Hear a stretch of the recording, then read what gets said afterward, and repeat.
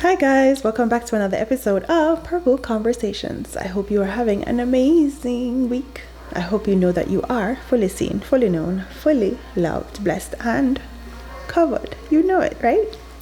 This week, I want us to talk about faith and how that shows up.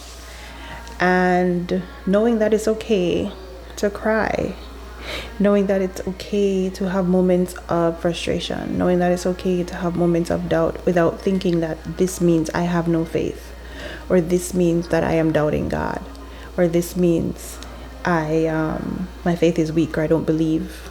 That's not the case.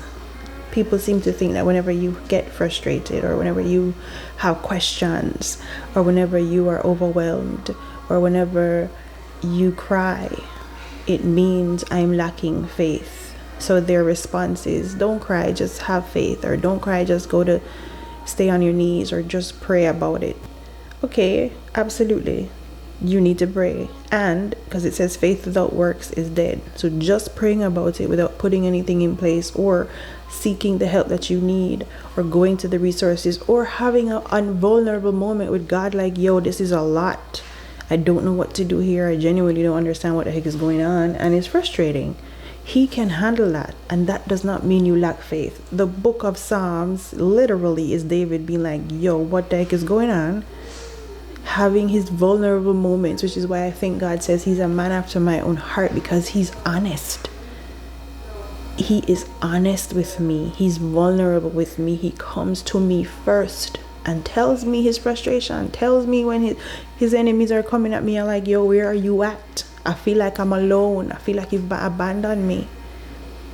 But then he follows up with, but I know that you're going to come and rescue me. But I know that you're doing this for my good. But I know that you're going to show up in the nick of time. So God is big enough to handle our vulnerability. Being vulnerable does not make you any less faithful, or does not mean you don't trust God. It means that you're having a human experience, and these feelings are real. I'm feeling these feelings. Are they the truth? Probably not. But am I having them? Am I experiencing them? 100%. God wants you to be honest. He wants you to come and say, God, I am at my wit's end. I am sick of being in this place.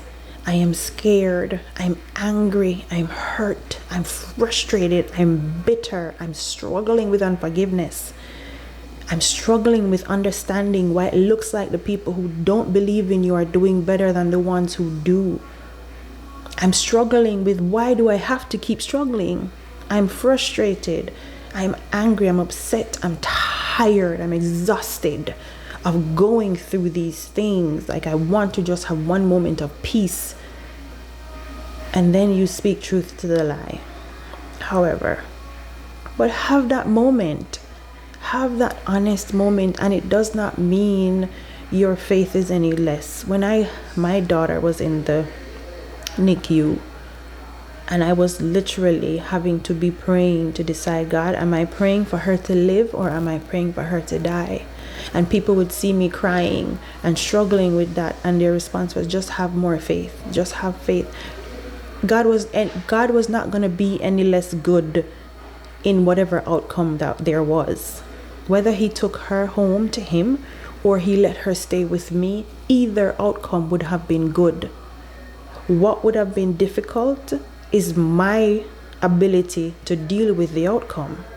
And that is where my struggle was. My struggle was not in believing that whichever outcome, he would have been any less good, or I am any less faithful. The struggle would have been, I still have to live with the consequences of whatever prayer I prayed, whatever his response was going to be. I still had to live in a space of surrender to know that if he decides to take her home, he is still a good God. And I still have to deal with the very real hurt of losing my child. Or if she lived, I'm still going to have to deal with the consequences of her living and the possibility of having a special needs child. Or if she lived and everything was fine, she's still going to be a child, a person I am now responsible for, which is a weighty responsibility. So any outcome there was going to be, I was still going to need God. He was still going to be good, and I was still going to need his strength to deal with the consequences, whichever way it was. So my tears was not an expression of my lack of faith. My tears was an expression of my human side dealing with the reality that I'm going to have to surrender here. I'm going to have to live in a space of surrender, and that's hard. But my belief was not any less. My trust that he was going to do the good, right thing because he is a good father did not dissipate because I had tears, because I had emotions. Jesus had emotions and lived in those emotions. Then he surrendered those emotions and went forward with whatever God's plan was. He exampled that, he mirrored, he showed us that. He taught us how to do that.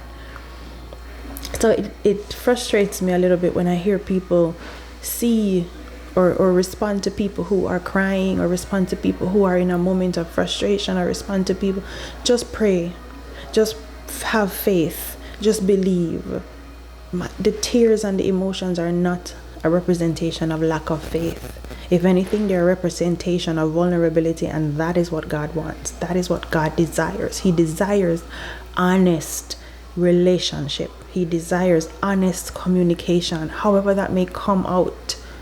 Obviously not blasphemous or in disrespect, but in raw, vulnerable states. That's what he wants. He wants a heart that is honest. He does not want Jesus glitter for us to pretend that this isn't hard.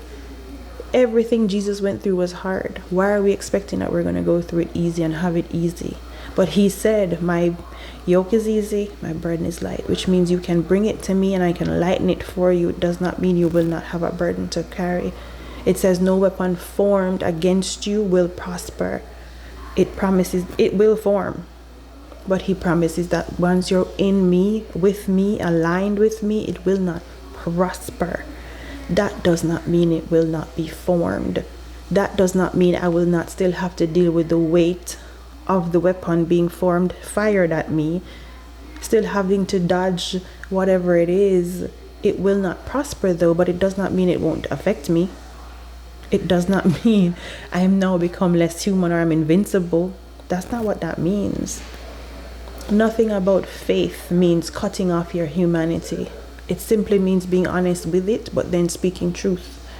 Walking in the promises of God, walking in the example of Jesus, knowing that there is a way out, knowing that there is a solution to any problem, to any weapon, to any attacks that the enemy may bring at you. There is a way out. There is somebody we can go to. There is a refuge that we can run into.